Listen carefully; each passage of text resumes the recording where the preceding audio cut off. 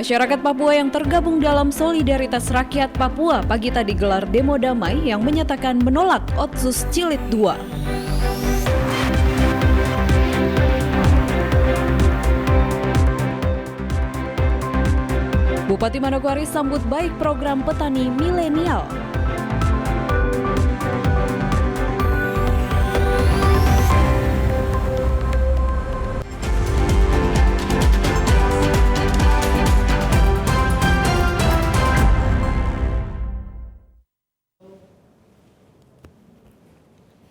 Salam jumpa pemirsa, senang sekali saya Esti Ika dapat kembali menjumpai Anda dalam program Berita Papua Barat hari ini. Sejumlah informasi di Papua Barat akan kami hadirkan untuk Anda. Inilah informasi selengkapnya. Pemirsa, masyarakat Papua yang tergabung dalam Solidaritas Rakyat Papua pagi tadi gelar demo damai. Dalam aksinya mereka mengatakan menolak Otsus Jilid 2. Baik-baik kawan-kawan. Maka hari ini aksi penolakan Otsus Jilid 2 dilakukan ratusan masyarakat yang tergabung dalam Solidaritas Rakyat Papua di Manokwari, Papua Barat. Aksi demo damai dilaksanakan di pertigaan Tugu Amban dan dilanjutkan di lampu merah Haji Bau dengan menduduki sebagian jalan raya. Masa pendemo dikawal langsung oleh pihak keamanan dari Polres Manokwari bersama Brimo Polda Papua Barat. Dalam aksi demo damai tersebut, ratusan massa yang tergabung dalam Solidaritas Rakyat Papua menolak perpanjangan Otsus Jilid 2 dan menuntut hak nasib sendiri bagi bangsa Papua. Salah satu orator yang menyampaikan orasi mengatakan, negara saat ini sedang krisis kemanusiaan. Kenapa negara mengirim pasukan setan ke Papua dan mengirim pasukan perdamaian ke Palestina? negara mengirim pasukan perdamaian ke Palestina, negara mengirim pasukan setan ke tanah Papua. Ada apa ini negara? Negara sedang tidak baik-baik. Negara sedang tidak baik-baik kawan-kawan. Negara hari ini mengalami persoalan krisis kemanusiaan. Tanah Papua digelandang dengan berbagai pasukan. Tanah Papua hari ini beberapa pasukan dikirim ke Duga. Tidak tahu yang mana rakyat sipil, yang mau TPNOPM. Tidak tahu. Mereka kasih sikat habis. 3 orang wanita kemarin dibunuh. 3 orang wanita kemarin dibunuh. Wanita tidak bersalah. Wanita tidak tahu apa-apa. Dibunuh. Pantaskah kita masih menginginkan untuk kita berada dalam negara?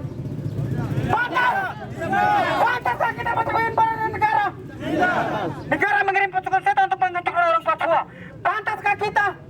Silakan negara mengirim pesan kedamaian ke Palestina. Ada apa? Pihak kepolisian dan Brimob juga menghalau massa yang ingin melanjutkan aksi menuju kantor DPR Papua Barat dan MRP karena tidak mengantongi izin untuk melakukan aksinya. Atas tindakan yang dilakukan oleh aparat, mereka pun mengancam akan melakukan aksi yang sama. Jimmy Tabisu TVRI Papua Barat melaporkan. Kawan-kawan, kita sedang masih koordinasi terus dengan beberapa titik yang hari ini kita. Polres Manokwari mencatat selama operasi ketupat berlangsung hingga kemarin ada 6 kejadian laka lantas, bahkan 2 orang dinyatakan meninggal dunia. Hal tersebut disampaikan Kapolres Manokwari melalui Kasat Lantas AKP Tri Ambar Setio Bawono kepada media di ruang kerjanya. Tri Ambar menyebutkan selama operasi ketupat berlangsung ada 6 laka lantas yang terjadi di wilayah Kota Manokwari, di mana 2 orang dinyatakan meninggal dunia, 3 orang lainnya mengalami luka berat dan 1 lagi mengalami luka ringan. Lebih lanjut, Tri mengatakan untuk 1 orang meninggal dunia akibat tabrakan antara motor dengan motor yang terjadi di wilayah Amban. Atas peristiwa itu, 1 orang sudah diamankan dan sudah diproses. Kemudian 1 korban meninggal lainnya merupakan laka tunggal yang terjadi di seputaran Jalan Yosudarso akibat mengangkat ban motor, lalu menabrak trotoar. Dikatakan Ambar dari 6 kecelakaan lalu lintas, semuanya merupakan kendaraan roda 2. Selama operasi ketupat Mansinam Polres Manokwari 2021, selama pelaksanaan operasi ketupat terdapat 6 kecelakaan selama operasi, yaitu MD-nya ada 2, kemudian luka beratnya ada 3, dan luka ringannya 6. Nah, MD ini yang ada di Jalan Raya Amban itu antara roda dengan roda 2. Untuk pelaku sudah kami amankan, sudah kami proses penyidikan. Kemudian Satu lagi Laka Tunggal yang di Yosudarso, mungkin tepatnya tikungan lama pengadilan lama itu Pak, sebelum dekat dengan Susbel. Nah, itu kemungkinan adik-adik ini yang suka angkat-angkat ban. Selain itu, Kasat Lantas mengatakan selama arus mudik kemarin tidak ada kendaraan yang diputar balikan. Namun, satu pos yang ditempatkan di Simpang Maruni, Distrik Manokwari Selatan lebih difokuskan kepada protokol kesehatan dengan mengecek masker maupun memeriksa barang-barang yang tidak diperbolehkan seperti alat tajam maupun miras. Atau di luar Papua banyak arus mudik, tapi kita di sini nanti takutnya serba salah karena terkadang di pos Maruni ada yang mau ke Pansel, Orasbari atau ke SP, jadi kita memang tidak ada pemutar balikan, tapi kita utamakan untuk pengecekan protokol kesehatan. Kedua, mungkin ada barang-barang yang tidak diperbolehkan, mungkin miras dengan sajam. Tapi selama ops ketupat, alhamdulillah tidak ditemukan barang-barang yang dilarang, dan ada beberapa mungkin masyarakat atau pengguna kendaraan yang tidak pakai masker, kami memberi masker. Wah, sebatas itu saja komandannya. Diharapkan kepada pengendara roda 4 maupun roda 2 di Papua Barat, terlebih khusus di Kabupaten Manokwari, apabila berkendara dapat mengenakan kelengkapan berkendara dan juga menaati protokol kesehatan. Jimmy Tabisu, TVRI Papua Barat melaporkan.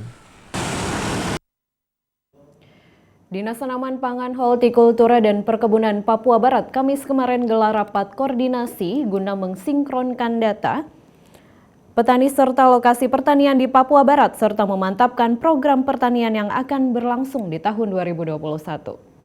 Kepala Badan Pengembangan dan Rapat koordinasi program pertanian, pangan, hortikultura, dan perkebunan Provinsi Papua Barat berlangsung sehari di Manokwari yang dibuka langsung oleh Gubernur Papua Barat Domingus Mandacan. Rakor secara daring diikuti oleh para kepala bidang dan seksi pada Dinas Tanaman Pangan, Hortikultura, dan Perkebunan Papua Barat dan para kepala dinas pertanian se-Papua Barat. Kepala Dinas Tanaman Pangan, Hortikultura, dan Perkebunan Yakob Fonotaba dalam laporannya menyampaikan 4 hal pokok dalam rakornis tersebut. Di antaranya data petani dan pengembangan pertanian di Papua Barat. Melakukan pemantapan, verifikasi, dan validasi data calon petani, calon lokasi dengan benar dan sesuai dengan kondisi nyata di wilayah Papua Barat. Kedua, sinkronisasi data yang akan digelar ditetapkan sebagai program yang akan dilaksanakan pada tahun berjalan maupun tahun yang akan datang. Yang ketiga, menjelaskan standar operasional prosedur dan petunjuk teknis. Sementara itu, Gubernur Papua Barat Domingus Mandacan pada pembukaan rakornis menyampaikan pembangunan di bidang pertanian merupakan salah satu upaya strategis pemerintah Provinsi Papua Barat. Sektor pertanian merupakan upaya strategis pemerintah Provinsi Papua Barat yang dijabarkan melalui langkah operasional antara lain: 1. Perluasan area lahan pertanian, yang kedua penerapan teknologi budidaya yang ramah lingkungan untuk meningkatkan produktivitas, yang ketiga penyiapan sarana prasarana pertanian, 4. Promosi dan sosialisasi komoditas lokal non-beras seperti keladi, jala, ubi kayu, dan sagu. Melalui rakornis, Gubernur juga berharap dapat dirumuskan metode yang tepat bagi rancangan konsep penerapan sistem pola budidaya yang baik, aplikasi teknologi pertanian yang sesuai, dan terciptanya koordinasi yang melibatkan semua stakeholder dan kelompok masyarakat untuk mengusahakan budidaya pertanian mulai dari hulu ke hilir. Arina Irianan, TVRI Papua Barat melaporkan. Pemirsa, program petani milenial yang di-launching oleh Menteri Pertanian pada Kamis kemarin disambut baik oleh Bupati Manokwari, Hirmus Indau. bersama kita akan mengikuti. Diluncurkannya program petani milenial dengan tujuan menciptakan petani muda yang bertani menggunakan teknologi pertanian serta berbasis komoditas ekspor, disambut baik oleh Bupati Manokwari, Hirmus Indau. Bupati Manokwari usai menghadiri kegiatan launching petani milenial menyampaikan dalam dunia pertanian dibutuhkan regenerasi milenial, lebih khusus dalam menguasai teknologi pertanian. Positif sekali karena dibutuhkan ada regenerasi terhadap petani kita hari ini. Kalau kita lihat petani kita hari ini dikuasai oleh petani yang usianya sudah 50-an. Nah, kalau bicara produktivitas pertanian kita, itu ditentukan oleh banyak faktor, termasuk sumber daya manusia kita. Jadi SDM petani kita di Papua maupun di Indonesia hari ini sudah dikuasai oleh rata-rata yang usianya 50-an ke atas, dan itu dia tidak produktif lagi. Karena itu perlu ada peremajaan dari sisi sumber daya manusia. Itu yang pertama. Kemudian yang kedua, paradigma pembangunan hari ini sudah berubah. Semuanya dari yang tradisional berbasis teknologi. Nah, kita usahakan supaya ke depan produksi pertanian kita mulai dari hulu sampai dengan hilir itu semuanya berbasis teknologi. Nah, yang bisa mengoperasikan teknologi itu anak-anak milenial hari ini, dan memang ini zamannya. Sebagai bupati, dirinya akan pastikan bahwa program ini akan berjalan di Kabupaten Manokwari. Lebih lanjut disampaikan, Pemda Manokwari sendiri telah memprogramkan pengembangan ekonomi milenial, dan hal ini sejalan dengan program pemerintah pusat di daerah. Kabupaten Manokwari kita sudah berinisiatif untuk kemudian akan menyiapkan perda, kemudian ditindaklanjuti ke peraturan gubernur terkait dengan pengembangan ekonomi kreatif dan juga ekonomi milenial di Kabupaten Manokwari. Dan saya kira hari ini sejalan dengan apa yang sudah kami lakukan, dan kita juga akan terus berkoordinasi dengan pemerintah Provinsi Papua Barat, khususnya Dinas Pertanian dan Ketahanan Pangan, untuk kita memastikan program petani milenial di Kabupaten Manokwari ini bisa berjalan. Sinkronisasi program antara petani milenial dan pengembangan ekonomi milenial di Manokwari tentu bermuara pada ketersediaan lapangan pekerjaan di Manokwari. Oleh sebab itu, Bupati berharap adanya dukungan yang baik dari kaum milenial dan juga berbagai elemen masyarakat. Arina Irianan, TVRI Papua Barat melaporkan. Informasi selanjutnya akan hadir setelah jeda berikut ini, tetaplah bersama kami.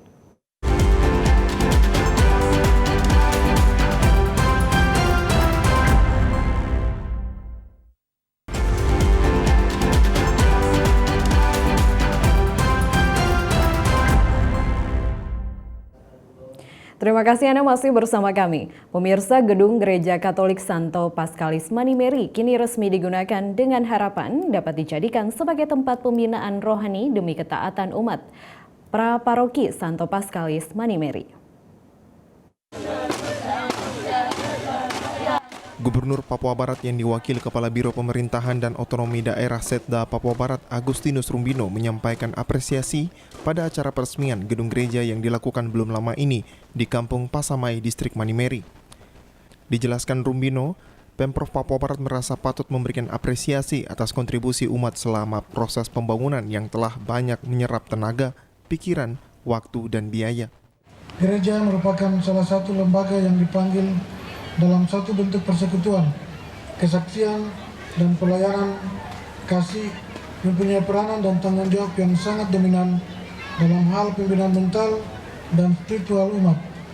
Dalam mewujudkan visi misi gereja sebagai lembaga dalam realisasinya tidak terpisahkan dengan pemerintah dalam kapasitas sebagai pengayom, pembina, serta pengambil kebijakan dalam pertumbuhan serta pengembangan kehidupan rohani sebagaimana yang dimaksud dalam aturan undang-undang yang berlaku, sehingga pemerintah akan selalu hadir di tengah masyarakat atau jemaat Tuhan dalam pembinaan dan pembangunan di bidang keagamaan. Rumbino juga mengharapkan dan berpesan agar gedung gereja tersebut harus dimanfaatkan demi mewujudkan panggilan untuk menyembah dan memuliakan Allah. Mengingat gedung gereja yang dibangun dapat mewujudkan pemberdayaan umat sesuai misi gereja, dan yang terpenting dapat dijadikan sebagai tempat pembinaan rohani demi ketaatan umat kepada Allah. Dari Teluk Bintuni, Valentino Wanma, TVRI Papua Barat melaporkan.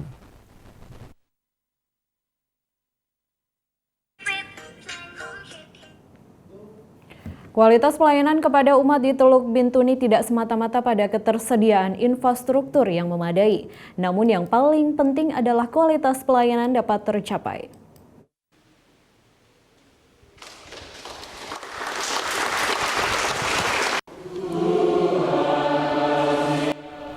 Penegasan ini disampaikan Uskup Manokwari Sorong Hilarion Datus Lega, dan apabila seluruh pihak yang terlibat dalam pelayanan dapat mengambil peran, maka kualitas pelayanan dapat nampak terwujud melalui manifestasi SDM yang mampu berkontribusi bagi daerah.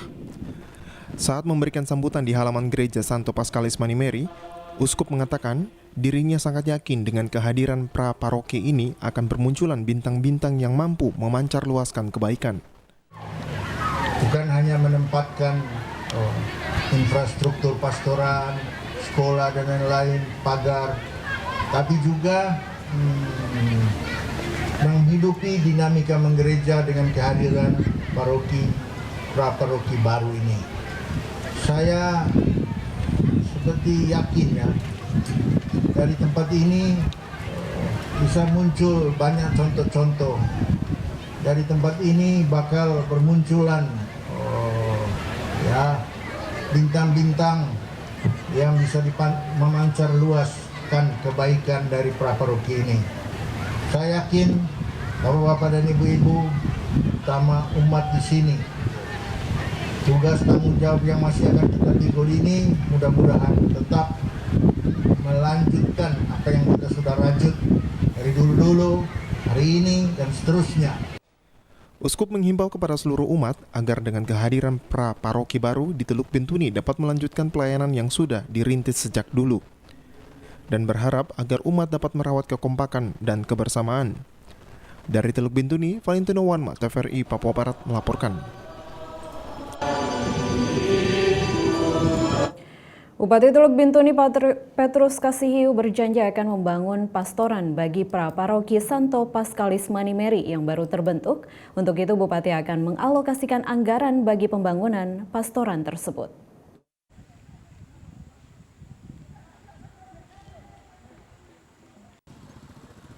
Di samping mendukung pelayanan bagi umat Katolik, Bupati menjelaskan bahwa pentingnya pembangunan pastoran bagi pra-paroki Santo Paskalis Manimeri karena perkembangan pembangunan di Manimeri ke depannya. Bupati menjelaskan pemerintah siap membangun satu pastoran dan berharap agar pihak pemerintah provinsi dalam hal ini juga ikut membantu pembangunan tersebut. Ujar Bupati ketika memberi sambutan pada acara peresmian gedung gereja Katolik pra-paroki Santo Paskalis Manimeri di Kampung Pasamai, Distrik Manimeri belum lama ini. Kepastian pembangunan gedung pastoran ini dimungkinkan pada tahun anggaran 2022 mendatang. Bupati mengatakan kalaupun pembangunan gedung tersebut bisa dimulai pada tahun anggaran 2021, gedung tersebut tetap akan rampung di tahun 2022. Jadi ini menjadi bagian yang nanti satu waktu tempat ini akan berkembang. Hari ini kita saksikan masih sepi-sepi, tapi besok dan lusa ini akan jadi pusat pelayanan pastoral di sini, sehingga fasilitas yang masih kurang, ya saya bantu lewat, bukan pribadi tapi lewat pemerintah. Kita siap membangun satu pastoran lagi. Mungkin nanti akan Bapak Gubernur bantu, ya kita tidak tahu, tapi saya sudah siapkan pastoran. Kita siap, Pemda Bintuni akan bangun di tahun depan ya, 2022. Begitu ya. Kalau bisa 2021 ya kita usahakan, tapi mudah-mudahan diselesaikan pada tahun 2022. Sekaligus kami melapor kepada Bapak Uskup. Seperti itu. Perlu diketahui selain peresmian gedung gereja Katolik pra-paroki Santo Paskalis Manimeri, Uskup Manokwari Sorong Hilarion Datus Lega juga meresmikan dan melantik Dewan Pengurus pra-paroki Santo Paskalis Manimeri masa bakti 2021-2024 yang dihadiri oleh sejumlah pejabat dari instansi pemerintah di lingkup Provinsi Papua Barat dan Kabupaten Teluk Bintuni. Dari Teluk Bintuni, Valentino Wanma, TVRI Papua Barat melaporkan. Informasi tadi sekaligus menutup jumpa kita dalam program Berita Papua Barat hari ini. Kami tetap mengajak Anda untuk selalu mengikuti protokol kesehatan agar bersama semua pihak dapat memutus mata rantai penyebaran COVID-19. Mewakili kerabat kerja yang bertugas, saya STIK mengucapkan terima kasih dan sampai jumpa.